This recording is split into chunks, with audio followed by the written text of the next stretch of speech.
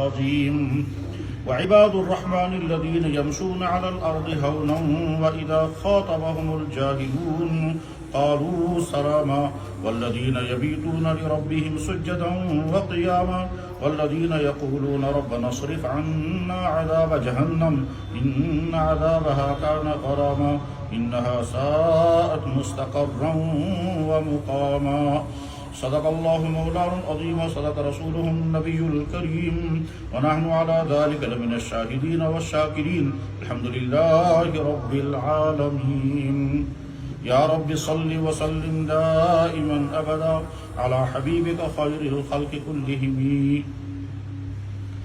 محترم بزرگوں، دوستو، جب بھی دین کی بات کرنی ہوتی ہے تو انسان سوچتا ہے کس موضوع پر بات کروں گا. سوچتے سوچتے اللہ تعالیٰ شان ہو کوئی نہ کوئی مضمون ذہن میں ڈال دیتے ہیں. پھر کبھی آدمی سوچتا ہے اس پر بات کریں گے یا اس پر بات کریں گے. بہرحال اخیر میں کوئی نہ کوئی موضوع طے ہو جاتا ہے. ابھی یہاں آپ کی مسجد میں حاضر ہوتے ہوئے میں سوچتا رہا مجھے کیا مضمون بیان کرنا چاہیے. تو مجھے خیال آیا قرآن کریم میں اللہ تعالیٰ شان ہو نے اپنے خاص بندوں کی کچھ علامتیں بیان کی. ان خاص بندوں کا نام اللہ نے رکھا عباد الرحمن. عباد الرحمن سے گئی بالکل اسی طرح سے جیسے انسان کو اگر کسی جگہ ملازمت کرنی ہو تو وہاں ملازمت دینے والے کہتے ہیں کہ آپ کے اندر یہ کوالٹی ہونی چاہیے، تعلیم یہ ہونی چاہیے، ایکسپیرینس اتنا ہونا چاہیے، لینگویج ایسی ہونی چاہیے، مزاج ایسا ہونا چاہیے. بلکہ بعض اداروں میں یہ بھی دیکھتے ہیں کہ لڑکا سمارٹ ہونا چاہیے. بعض اداروں میں یہ بھی کہتے ہیں قاضی اتنا بڑا ہونا چاہیے. بعض اداروں میں یہ بھی دیکھتے ہیں کہ پیشنس کیسی ہے، یہ بھی چیک کرتے ہیں. اس کے بعد کہتے ہیں آپ ہماری کمپنی میں یا ہمارے آفس میں کام کرنے کے لیے مناسب ہیں. تو اس کے بعد پھر سلیکشن ہو جاتی ہے. اللہ تعالیٰ شاہ نے اپنے خاص بندوں کی کچھ علامتیں بیان فرمائی. ان علامتوں کو ہم بہت مختصر لفظوں میں سنیں گے اور یہ کوشش کریں گے کہ کیا ہمارے اندر وہ چیزیں ہیں یا نہیں، اور اگر ہیں تو الحمدللہ، اور اگر نہیں ہیں تو وہ چیزیں پیدا کرنے کی کوشش کریں گے. اللہ فرماتے ہیں وعباد الرحمن، رحمان کے خاص بندے، رحمان کے پسندیدہ بندے، رحمان کے وہ بندے جن کو اللہ کہتے ہیں تم واقعی بندے ہو. کون لوگ ہیں؟ پہلی خصوصیت ان کی یہ ہے کہ ان کے اندر تکبر نہیں ہوگا. تکبر کب آتا ہے؟ جب انسان کو اللہ تعالیٰ شان ہو کوئی نعمت عطا کرتا ہے تو اس کے ساتھ تکبر آ جاتا ہے. مثلا علم، مثلا عہدہ، مثلا دولت، مثلا اسٹیٹس، مثلا صحت، مثلا خوبصورتی. ان میں سے کوئی بھی چیز جب ساتھ آتی ہے تو ساتھ میں آدمی سکتا ہے بچوس. یہ باقیوں کو سمجھا تو شکر کی. تو کسی انسان کو علم کا تکبر، کسی انسان کو دولت کا تکبر، کسی انسان کو کرسی کا تکبر، کسی انسان کو صحت کا تکبر، کسی انسان کو کچھ. عباد الرحمن کی پہلی خصوصیت یہ ہے کہ اس کے اندر تکبر نہیں ہوگا. اور تکبر کیسے بھی ہوگا پتہ چلے گا، وہ اگر چلتا ہوگا تو اس میں بھی عاجزی ہوگی، وہ اکڑ کر نہیں چلتا. قرآن کریم میں دوسری جگہ اللہ تعالیٰ شان فرماتے ہیں میری زمین پر اکڑ کر چلو، ولا تمشی فی الارض مرحا، اکڑ کر مت چلو. تم کتنا ہی اکڑ کر چلو گے میری زمین کو پھاڑ نہیں سکتے. کتنا ہی اوپر کر کے چلو گے تو پہاڑ سے اوپر ہو نہیں سکتے. تو کبر کس چیز کا ہے؟ کس چیز کا تکبر ہے؟ تمہارے پاس عہدہ ہے، تم سے بڑے بڑے عہدے والے گزر گئے، آج ان کا نام بھی کوئی نہیں جانتا. تمہارے اندر دولت ہے، تم سے بڑے بڑے دولت مند چلے گئے. تمہارے اندر اگر صحت ہے تو تم سے زیادہ طاقتور صحت والے چلے گئے. تم خوبصورت ہو، تم سے بہت زیادہ خوبصورت اور ہے. تم اگر عالم اور علم کا تکبر ہے، تم سے بہت بڑے بڑے عالم گزر چکے ہیں، تم کچھ بھی نہیں ان کے سامنے. تمہارے اندر جو کچھ بھی ہے تکبر کی چیز نہیں ہے، یہ میرا احسان ہے. لہذا وہ عاجزی کے ساتھ چلیں گے، بات کریں گے تو عاجزی کے ساتھ کریں گے، اپنے آپ کو تواضع میں رکھیں گے. یہی ان کی پہلی خصوصیت ہے. تو اگر اللہ نے ہم کو کوئی چیز عطا کی ہے، علم، عبادت، دولت، عہدہ، کرسی، خوبصورتی، جوانی، عزت، بہرزیت، یہ جتنی چیزیں ہیں یہ سب میرا احسان ہے. تکبر مت کر. اگر تم تکبر کرو گے تم عباد الرحمن نہیں. تو پہلی خصوصیت عباد الرحمن کی یہ ہے کہ یمشون علی الارض ہونا، جو جب بھی چلیں گے سر جھکا کر چلتے ہیں. بکات لائیں دوسری خصوصیت ہے وَإِذَا خَاطَبَهُمُ الْجَاهِلُونَ قَالُوا سَلَامًا. کبھی کبھی آدمی کو سامنا آتا ہے ایسے انسان کے جو جاہل ہوتا ہے، الجھنے والا ہوتا ہے، ضدی قسم کا ہوتا ہے، لڑاکو ہوتا ہے، اس سے وہ لڑتے نہیں، اس سے الجھتے نہیں ہیں، اسے کہتا ہے خدا صاحب بد خدا صاحب کیا پرواہ. یعنی کیس کو ختم کرنے کے لیے اپنے آپ میں عاجزی پیدا کرنا، دوسروں کو یہاں سے سلامتی کا رویہ اپنانا. کیس کر غلطی یور چھن فوراً کھڑا گژھن، چلو کیا پرواہ چھن، معاف کرنا اور معافی مانگنا یہ بہت بڑی خوبی ہے. غلطی گئی معافی مانگو، فن کرو غلط معاف کرو. اگر غلطی ہو گئی اور اکڑ گئے اس کا تب کبر ہے، اور دوسرے سے غلطی ہو گئی پیچھے پڑ گئے یہ بھی غلطی ہے کہ دوسرے سے غلطی ہو گئی یہاں سے معاف کرنے کا مزاج بناؤ. قرآن کریم میں اللہ تعالیٰ شانہ دوسرے کا فرماتے ہیں ایمان والوں کی اہم ترین خصوصیت یہ ہے کہ وہ جب کسی سے کوئی غلطی ہوتی ہے تو فوراً انتقام نہیں لیتے، وہ معاف کرنے کا مزاج بناتے ہیں. ہر ایک کو سلام کی صرف خدا سوال بھی خدا سوال کیا پرواہ اب گئے غلطی بات کیا ہو. یاد رکھنا چاہیے آدمی بڑی سے بڑی غلطی کو اپنے نرم مزاجی سے دبا سکتا ہے اور چھوٹی سے چھوٹی غلطی کو اپنی گرم مزاجی سے ابھار سکتا ہے. بعض دفعہ انسان چھوٹی غلطی کو برداشت نہیں کرتا ہے تو بڑی مصیبت میں پھنستا ہے، اور بعض دفعہ بڑی مصیبت کو انسان اپنی مزاج کی وجہ سے روک دیتا ہے. عیدگاہ روڈ پر گاڑی جا رہی ہے، عیدگاہ روڈ پر گاڑی جا رہی ہے، ہڑتال لگا ہوا ہے، ڈاکٹر کو جانا ہے اسپتال. سڑک پر لڑکے کرکٹ کھیل رہے ہیں، اس لڑکے نے شاٹ مارا، ڈاکٹر صاحب کی گاڑی پر شاٹ لگا اور شیشہ ٹوٹ گیا. ڈاکٹر نیچے اتر گیا، انہوں نے کہا تم کیوں کھیل رہے ہو سڑک میں؟ لڑکوں نے کہا ہڑتال سے کیا جڑا. ہو گئی اس پر لڑائی، اس کے لڑائی ہونے کے بعد پھر انہیں گاڑی توڑ دی اور تھانے میں پہنچ گئی. اسی روڈ پر دوسرے مرتبہ ہڑتال تھی، ایک حاجی صاحب جا رہے ہیں، وہاں سے لڑکے نے شاٹ مارا، شاٹ مارنے کے بعد پھر سائڈ کا شیشہ ٹوٹ گیا. حاجی صاحب نیچے اتر گئے، لڑکے جمع ہو گئے، کہنے لگا گھبرا کیا پرواہ سن کے بلکہ میں نہیں بچا ایسے. اب لڑکے فوراً آئے تو ہے ہر سمجھ دیوں نے. اسی جگہ پر وہ واقعہ ہوا، اسی جگہ پر یہ واقعہ ہوا. ایک نے اپنے مزاج کی وجہ سے یک طرفی طور پر برداشت کر گیا. تو مزاج ایمان والوں کا ہونا چاہیے سلامتی والا مزاج. جب یہ سلامتی والا مزاج ہوگا تو گھروں میں نہیں لڑیں گے، بیوی بچوں سے نہیں لڑیں گے، رشتہ داروں سے نہیں لڑیں گے، ہمسایوں سے نہیں لڑیں گے، دفتر والوں سے نہیں لڑیں گے، نیچے والے اوپر والے کو نہیں. سلامتی کا مزاج ایمان عباد الرحمان کی اہم ترین خصوصیت ہے. کیا مزاج میں سلامتی، نرمی، تواضع، عاجزی. مختصر کرنا ہے کیونکہ ٹائم کم ہے. عباد الرحمان کی اہم ترین خصوصیت بیان فرمائے کہ جو رات کو اللہ کے سامنے کھڑے رہتے ہیں. والذین یبیتون لربہم سجدا وقیاما، وہ لوگ جو اللہ کے سامنے کھڑے رہتے ہیں کبھی سجدے میں کبھی قیام میں. اللہ نے اپنی نبی علیہ السلام کو حکم دیا تھا اے نبی ساری رات آپ جاگتے رہیں، تھوڑی دیر سوئیں. حضرت یشو پور رات کھڑا روزن معمولی تھوڑا ایشو یا ایھا المزمل قم اللیل، رات روزو کھڑا الا قلیلا، تھوڑی دیر آرام کریں. نصفہ نصف رات اب ان کو سیاتن خود کام. یہ اللہ کے نبی کو حکم تھا. پھر آگے جب اللہ تعالیٰ شانہ نے آیت آگے نازل ہوئی تو اس میں اللہ تعالیٰ فرماتے ہیں ان ربک یعلم انک تقوم ادنی من ثلثی اللیل، چینس خدا شمول آپ کے خدا کو اللہ کو معلوم ہے آپ کتنی دیر رات کو کھڑے رہتے ہیں. ان ربک یعلم انک تقوم ادنی من ثلثی اللیل، آپ آدھی رات کے قریب تک اللہ کے سامنے کھڑے رہتے ہیں. ہمیں معلوم ہے آپ کے ساتھ کچھ لوگ ایسے بھی بندے ہیں جو اتنی دیر کھڑے نہیں رہ سکتے، ان کے لیے ہم نے کنسیشن کر دی، وہ تھوڑی دیر کھڑے رہتے ہیں، وہ اللہ کے سامنے کھڑے رہتے ہیں. اس لیے رات کو کبھی اٹھ کر کے تصور لانا چاہیے خدایا چشت پنس کلام پاکس مز پنن نیک بندن ہز خاص خصوصیت بیان کرمز تم رات کھڑا روزن کہ روزے کم سے کم 2.5 گھنٹے 10 منٹ. اور ایسا زبردست قیمتی وقت ہے وہ کہ اللہ کے نبی علیہ السلام نے ارشاد فرمایا اللہ تعالیٰ شانہ پہلے آسمان پر اتر کر کے اعلان کرتے ہیں حل من سائل فاعطی، کون مانگنے والا بھی عطا کروں گا. حل من مستجیب فاجیب له، کون ہے جو مجھ سے درخواست کرے گا میں قبول کروں گا. تو عباد الرحمان کی ایک اہم خصوصیت یہ ہے کہ وہ رات کو اللہ کے سامنے کھڑے رہتے ہیں، کبھی رکوع میں کبھی سجدے میں. چوتھی اہم ترین خصوصیت یہ ہے کہ عباد الرحمان کو معلوم ہے کہ ہمیں اس دنیا سے رخصت ہونا اور آگے یا جنت آئے گی یا جہنم آئے گی. یا تو ہمیں جنت میں جانا ہے یا جہنم میں جانا ہے، اور اس کو ہر وقت ڈر رہتا ہے کہ ایسا نہ میں جہنم میں چلا جاؤں. لہذا دنیا میں بار بار کہتا ہے یا اللہ جہنم کے عذاب سے مجھے بچانا، یا اللہ جہنم کے عذاب سے مجھے. ادھر سے امید ہے کہ میں ایمان والا ہوں، جہنم کے عذاب سے ضرور بچوں گا، لیکن ایسے ڈر اتنا زیادہ ہے کہ ایسا نہ ہو میری غلطی کی وجہ سے میں جہنم میں چلا جاؤں. بس مختصر سمجھیں، حضرت عمر بن خطاب رضی اللہ تعالیٰ فرمایا کرتے تھے، حضرت عمر کو پتہ نہیں کتنی مرتبہ اللہ کے نبی نے فرمایا تم جنتی ہو، پتہ نہیں کتنی مرتبہ.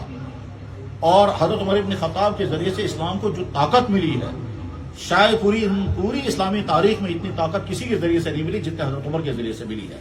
ان کی خلافت کے زمانے میں بھی حضرت عمر کہا کرتے تھے مجھے اللہ کا اتنا ڈر ہے کہ اگر قیامت کے دن اللہ تعالیٰ اعلان کرے گا سارے لوگ جنت میں جائیں گے، ایک جائے گا جہنم میں، تو مجھے ڈر یہ ہے کہ میں ہی ہوں۔ اور اللہ کی ذات پر اتنی امید ہے کہ اگر اللہ تعالیٰ اعلان کریں گے ساری کا جہنم ایک ہے جو جنت میں جائے گا، مجھے امید ہے وہ میں ہی ہوں۔ امید بھی بہت زیادہ ہے اور ڈر بھی بہت زیادہ ہے۔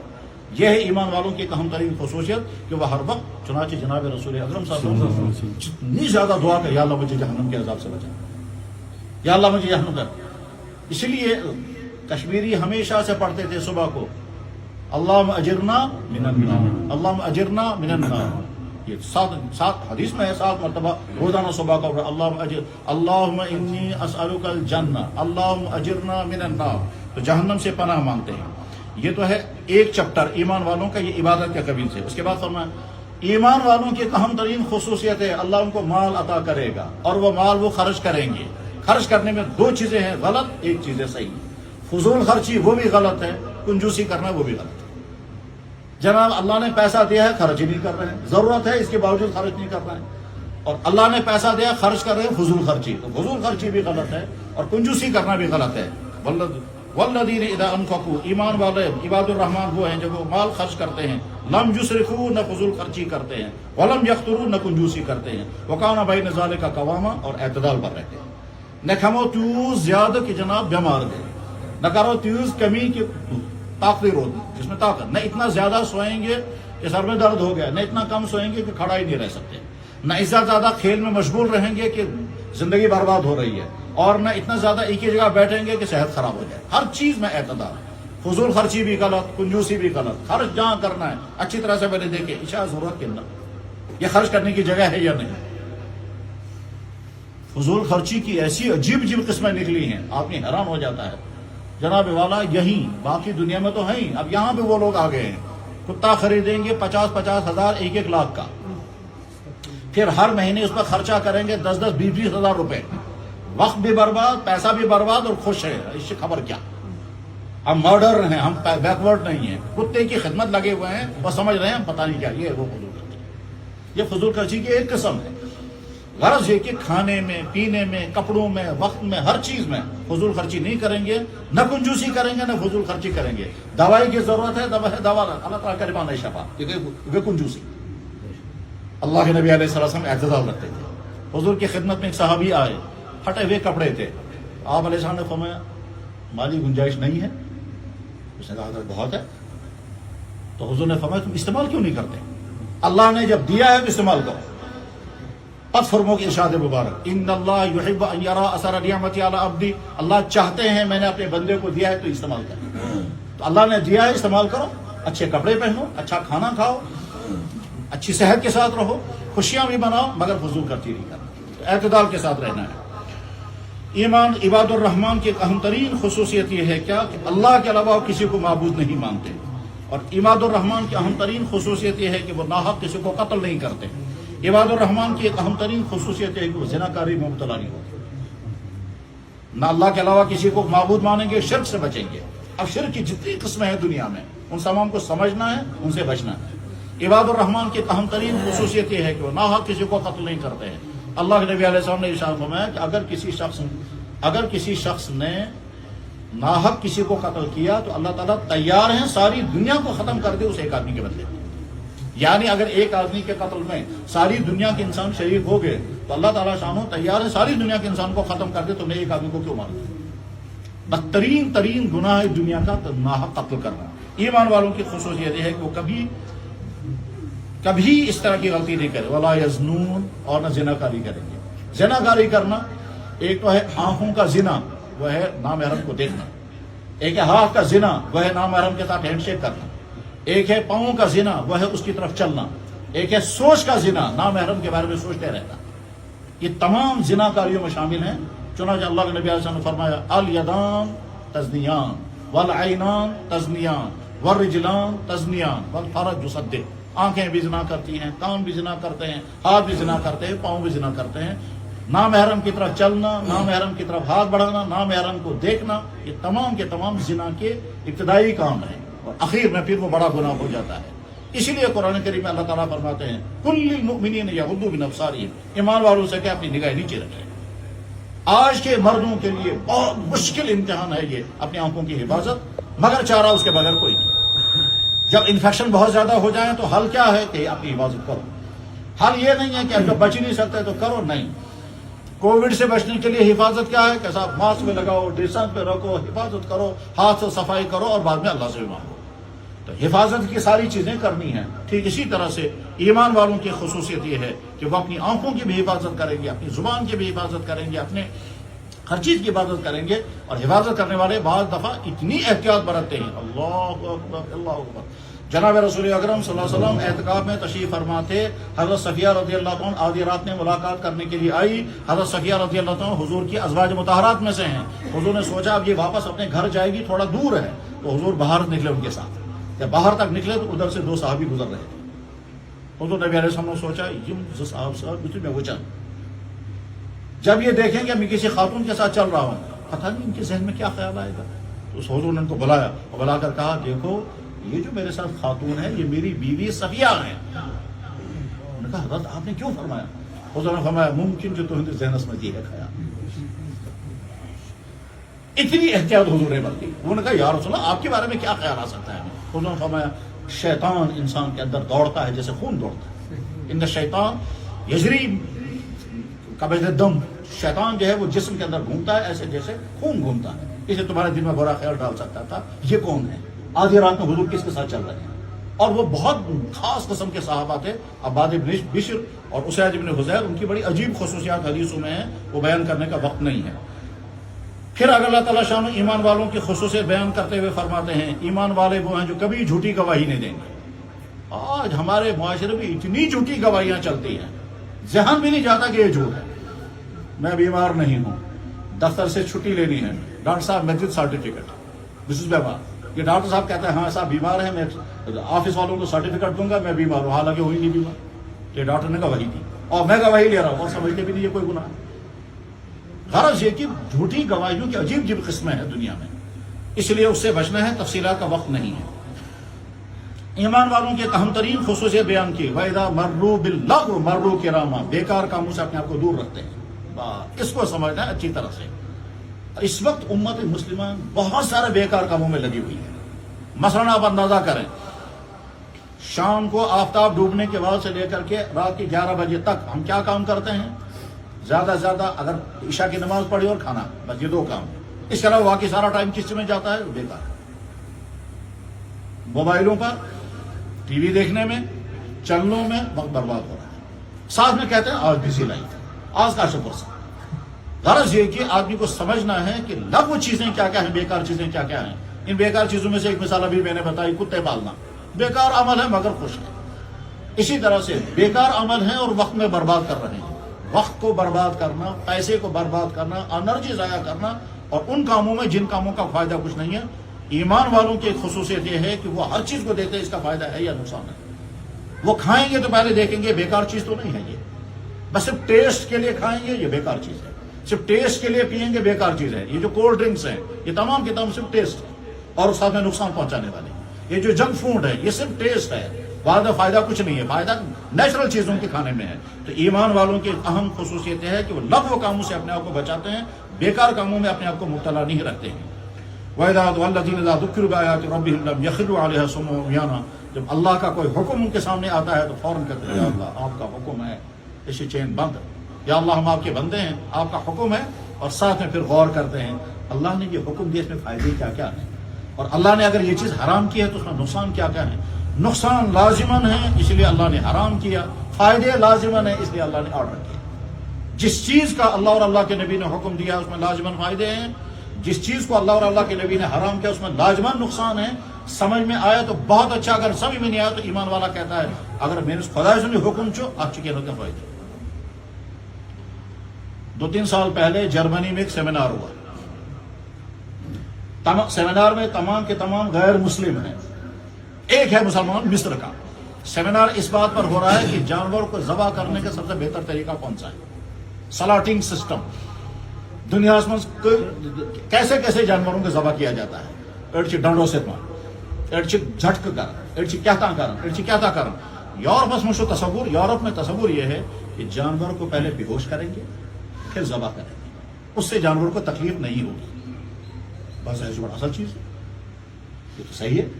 جب ہم کاٹ کو ذبح کرتے ہیں وہ بیچارہ تڑپتا ہے, اس تڑپتے کبھی ترس بھی آتا ہے, اور جس کو عادت نہیں وہ تو بہت گھبرا جاتا ہے, یار دیکھو کیسے تڑپ رہا ہے, یہ بھی صحیح چوسوں, افسوس ہوتا ہے. اس لیے یورپ میں تھیوری آئی کہ جانور کو پہلے بے ہوش کریں گے اور اس کے بعد پھر ذبح کریں گے. اس لیے جو بڑے بڑے سلاٹر ہاؤس ہیں وہاں ایک سسٹم بنا ہوا ہے, جانور اس حال میں ہے, اس کے بعد پھر وہاں مشین چلے گی اور وہ اس حال میں آ جائیں گے, یہاں بٹن دبائیں گے گیس نکلے گا سارے بے ہوش ہو جائیں گے. اس کے بعد یہاں سے آگے اگلے حال میں پہنچائیں گے, اس کے بعد پھر آرا مشین آئے گی سب کی گردن کاٹ دے گی. تم انسان گردن چڑھی تم بھی گئی. یہ حساب ذبح کرنے کا سسٹم, مگر یہ صحیح ہے یا غلط؟ پر اس کے مقابلے میں اسلام کیا کہتا ہے؟ جانور ذبح ہونا چاہیے, زندہ ہونا چاہیے, ہوش میں ہونا چاہیے, پھر بسم اللہ اللہ اکبر پڑھ کر ذبح کرو, وہ تڑپنا چاہیے, اور اس کے بعد پھر جب مرے گا. یہ ہے اصلی ذبح. اب اسلام کا ذبح سب سے بہتر ہے یا یورپ کی وہ جو تھیوری ہے وہ زیادہ بہتر ہے؟ لگتا وہی اچھی ہے. باسان چی آنستی گھس گسو پکر پوت اگر گونتی سن بے ہوش کریں پتہ یل گردن ژٹو سو ما تڑ تکلیف تہ گوس نہ کہیں دپان بظاہر اصل.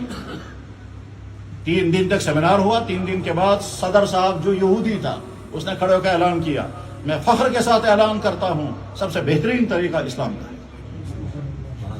طریقہ ہارا نہیں کیا ترن دونی اس بحث پر سکوت کو تین سوری. اس میں لاسٹ میں اس نے کہا اسلام کی تھیوری یہ ہے کہ جانور کے جسم میں خون بھی ہے اور گوشت بھی ہے. گوشت انسان کے لیے فائدہ مند ہے, خون انسان کے لیے مضر ہے.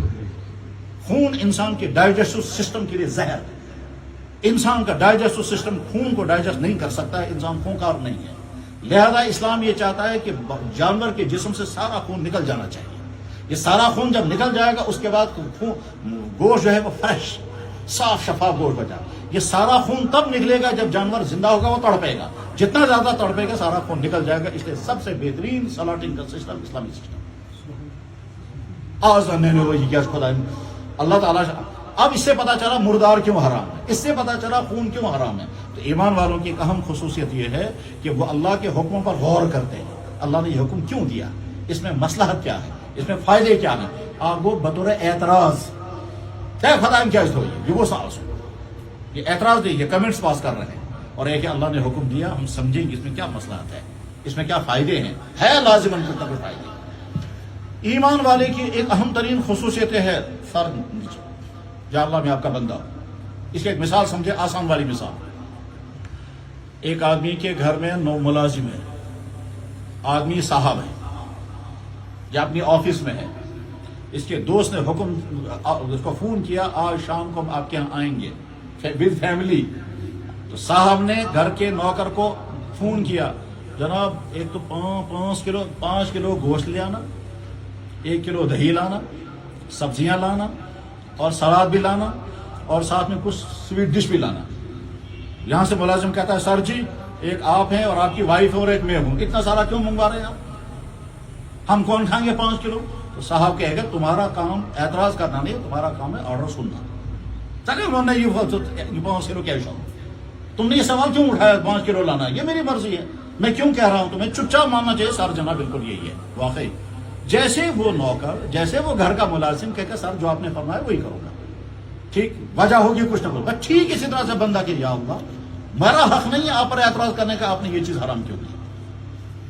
میرا مسئلہ نہیں ہے کہ مجھے پہلے لاجک سمجھے, میرا حکم یہ آپ میرے اللہ ہے, میں آپ کا بندہ ہوں, محمد رسول اللہ نبی ہے, میں آپ کا ان کا امتی ہوں. آتا ہے اس کی آنا کیا مسئلہ ہے اس یہ مان کر کے پھر ہم یہ مان کر کے پھر جب ہم فالو کریں گے اس کے بعد یا اللہ ہم سمجھنا بھی چاہتے ہیں. بھائی چھونا سر جی میں نے گوشت بھی 5 کلو لایا, دہی بھی لایا, سلاد بھی لایا, سویٹ ڈش بھی لایا, سب کچھ کیا. سر کیا کیا کرنا ہے, مہمان آ رہے ہیں کیا کوئی, ان کے گاؤں مہمان آ رہے ہیں. یہ ہے طریقہ. دوسرا طریقہ یہ ہے جناب پہلے مجھے سمجھاؤ یہ اتنا کیوں منگوا رہے ہیں آپ. تو سر صاحب کہیں گے کہ تم کے پہلے چھٹی کرو, بعد میں خود ہی کروں گا انتظام. یہ ہے فرق دو.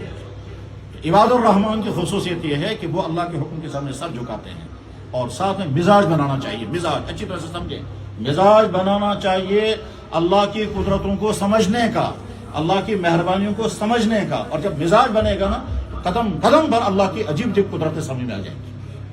میں ابھی صبح گیا ایک ہسپتال میں, وہاں بچے کو اذان پڑھنی تھی اور کھجور کھلانی تھی.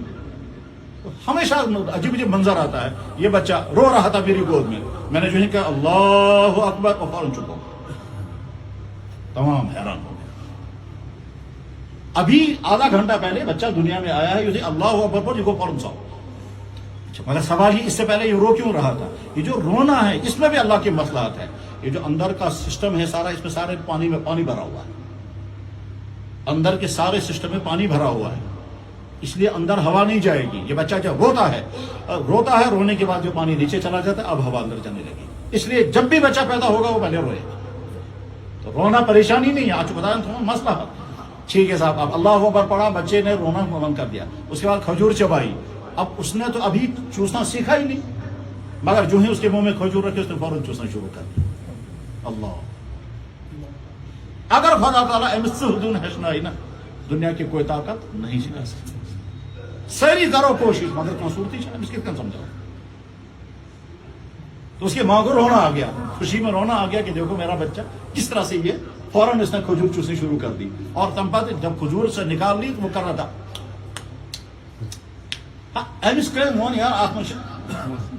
یہی اللہ کی قدرت, اللہ کی قدرتوں پر غور کرنے کا مزاج بنانا چاہیے, اور نئی نئی حکمتیں سامنے آئیں گی, نئی نئی قدرتیں سامنے آئیں گی, اور آدمی حیران ہوتا ہے, فوراً کہنا ہے سبحان اللہ. اور ایمان والوں کی خصوصیت یہ ہے کہ وہ اللہ کی قدرتوں پر غور کرتے ہیں, اس کی وجہ سے ان کا ایمان بڑھ جاتا ہے. ہم میں سے ہر شخص روزانہ 2-3 مرتبہ, 5-6 مرتبہ, بعض 10 مرتبہ پیشاب کو روک کر رکھتے ہیں تب تک جب تک پیشاب کھانا نہیں جائے. ایسا پرت اک انسان روزانہ 2-3 پھیری 5-7 پھیری یمس یوت تقاضی پیشاب تھاون تیتس کالس رکائت تیتس کالس باتھ روم واتہِ. یہ رکاونک سسٹم خدایَن تھومت یہ خدا سن احسان کیا. اگر یہ ایسا تیل کیا بھائی, اور اسے پتہ ہی نہیں یہ ہے کیا سسٹم, کی پتہ کیا, صرف ارادہ ہے اور انسان کا پیشاب رکا ہوا ہے. اور تب تک ہم روک کر رکھتے ہیں جب تک یہی ہے اللہ کی قدرت. تو اللہ کی قدرتوں پر غور کرنے کا مزاج بنانا چاہیے. والذین یقولون ربنا هب لنا من ازواجنا وذریاتنا قرۃ اعین. ایمان والوں کی ایک اہم ترین خصوصیت ہے, وہ کہتے ہیں یا اللہ اہل و عیال قرۃ عطا اس چاہے مہربانی وہیں کے انسان کہتے رحمت بانی نم کہتے مصیبت بانی.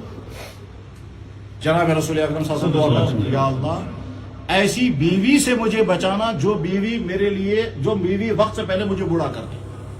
یا اللہ ایسی اولاد سے مجھے بچانا جو اولاد میرے لیے وبال بن جائے. یہ دعا کرتے تھے اللہ کے نبی. حضور کے گھر میں نہ کوئی ایسی بیوی تھی نہ کوئی ایسی اولاد تھی. وہاں تو بیویاں ہیں عائشہ اور فاطمہ, عائشہ اور خدیجہ, حفصہ, یہ ازواج مطہرات, اور وہاں بیٹی ہے فاطمہ. کون کہہ سکتا ہے حضور کی بیویاں حضور کے لیے مصیبت بنتی, حضور کی فاطمہ حضور کے لیے نہیں. پھر بھی حضور نے یہ دعا کی. کیوں دعا کی؟ یہ میسیج دیا.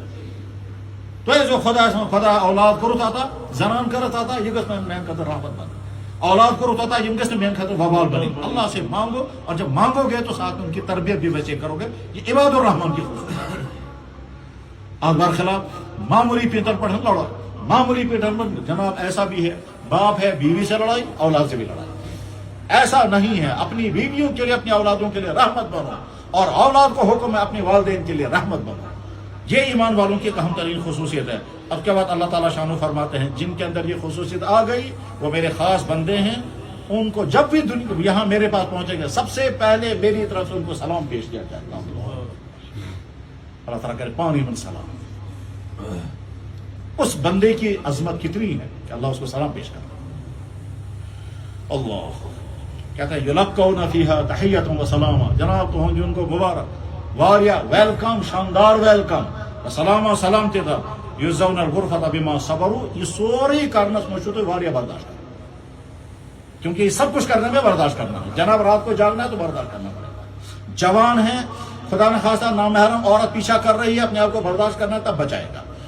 غرض یہ کہ ہر جگہ برداشت کرنا ہے, تب برداشت کرنے والا. تو کہتا ہے تم نے یہ جو برداشت کیا, برداشت کرنے کے بعد یہ تمام خوبیاں اندر پیدا کی.